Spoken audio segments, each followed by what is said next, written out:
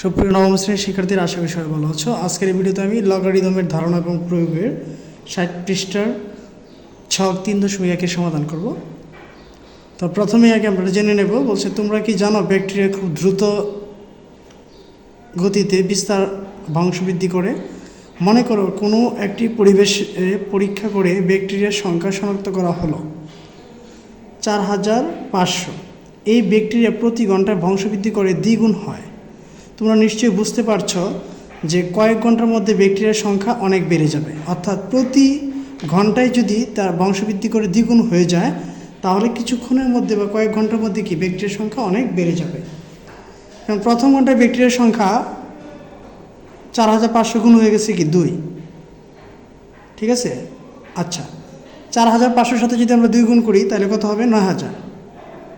আবার এই 9000কে আমরা ভেঙে কি লিখতে পারি? 9 গুণ 1000, অর্থাৎ 9 × 10 কিউব। 10 কিউব মানে 10 × 10 × 10, অর্থাৎ 10 10 100, 10 100 কত হবে? 1000। ঠিক আছে, তো এই 1000 ভেঙে আমরা কি লিখছি? 10 কিউব। আচ্ছা, আকারে প্রকাশ করা যায়। দ্বিতীয় ঘন্টায় ব্যাকটেরিয়ার সংখ্যা 9000 গুণ হচ্ছে 2, তার মানে কত হবে? 18000। ঠিক আছে, আবার 18000 ভেঙে আমরা কীভাবে লিখছি? 1.8 × কত? 10000। তাই 10000-এর সাথে যদি আমরা 1.8 যোগ করি তাহলে কত হবে? গুণ করি তাহলে কত হবে? 18000 হবে। অর্থাৎ 1.8 × 10⁴। অর্থাৎ প্রথমে ছিল পাওয়ার 3, এখন কি করলাম? পাওয়ার 4 আকারে লেখা যায়। তোমরা জানো যে এই ধরনের আকারের সূচক, এই ধরনের আকারকে সূচক আকার বলে। দেখতেই পারছো সূচকের সাহায্যে আমরা খুব বড় বড় সংখ্যাকে অতি সহজে প্রকাশ করতে পারি। প্রথম থেকে 10 ঘন্টা পর্যন্ত ব্যাকটেরিয়ার বংশবৃদ্ধি হয় তা হিসাব করে নিচের ছক 3.1 পূরণ করো। অর্থাৎ একক কাজ 1 এর এখন সমাধান করব। একক কাজ 1 যদি সমাধান করি তাহলে প্রথমে আগে দেখব যে 4500 দ্বিগুণ হয়েছিল 9000। 9000কে আমরা ভাঙে লিখছিলাম হচ্ছে 4500 গুণ 2 পাওয়ার 1। 2 পাওয়ার 1 মানে হচ্ছে 2a, অর্থাৎ 45-এর সাথে যদি 2 গুণ করি তাহলে কত হবে? 9000। আবার এখানে 4500 গুণ হচ্ছে 2 স্কোয়ার। 2 স্কোয়ার আমরা কীভাবে লিখলাম? 2 স্কোয়ার মানে হচ্ছে 4, দ্বিগুণ করে বৃদ্ধি পাইছে।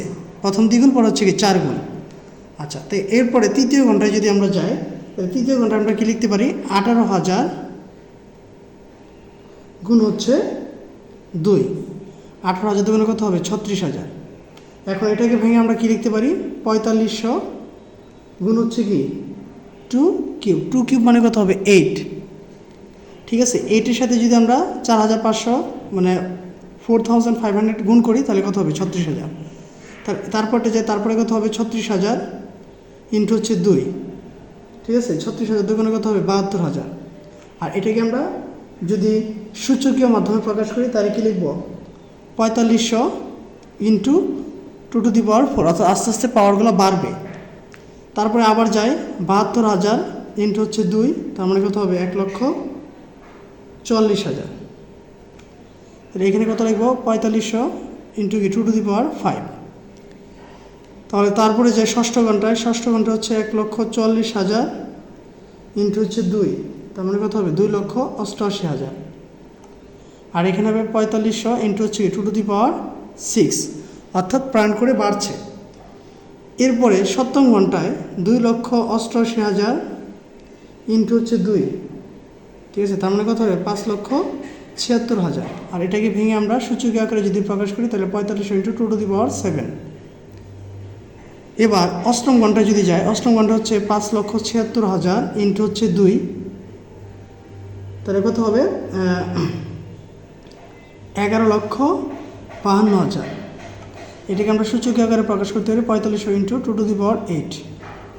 নবম ঘন্টায় এই 11,52,000 আবার দ্বিগুণ করে বৃদ্ধি পাবে, তাহলে হচ্ছে 2,30,000।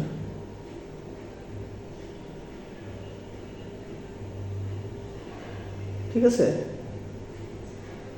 সরি 23,04,000। তাহলে এখানে কত হবে? 4500 ইন্টু 2⁹। এবার যাব হচ্ছে দশমতম ঘন্টায়। দশমতম ঘন্টায় সেম একইভাবে আমরা যদি লিখি 23,04,000 ইন্টু হচ্ছে 2, তাহলে কত হবে? 4,00,000 46,08,000। আর এটাকে ভেঙে আমরা কি লিখতে পারি? সূচক আকারে প্রকাশ করলে 2^10।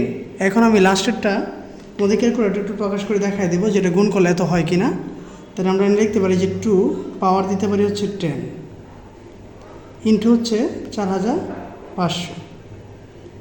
যদি আমরা গুণ করি তাহলে কত হবে? যে 46,08,000। অর্থাৎ দশমতম ঘন্টায় কীভাবে ব্যাকটেরিয়াটা বিস্তার লাভ করবে। তো এইভাবে কিন্তু আমরা আসলে ব্যাকটেরিয়া যে প্রতি ঘন্টায় কীভাবে বংশবৃদ্ধি করতেছে বা প্রতি ঘন্টায় কীভাবে বাড়তেছে আমরা এই সহজ নিয়মে বা সূচকীয় আকারে প্রকাশ করতে পারি। তো আশা করি 60 পৃষ্ঠা ছকটা তোমরা বুঝতে পেরেছো।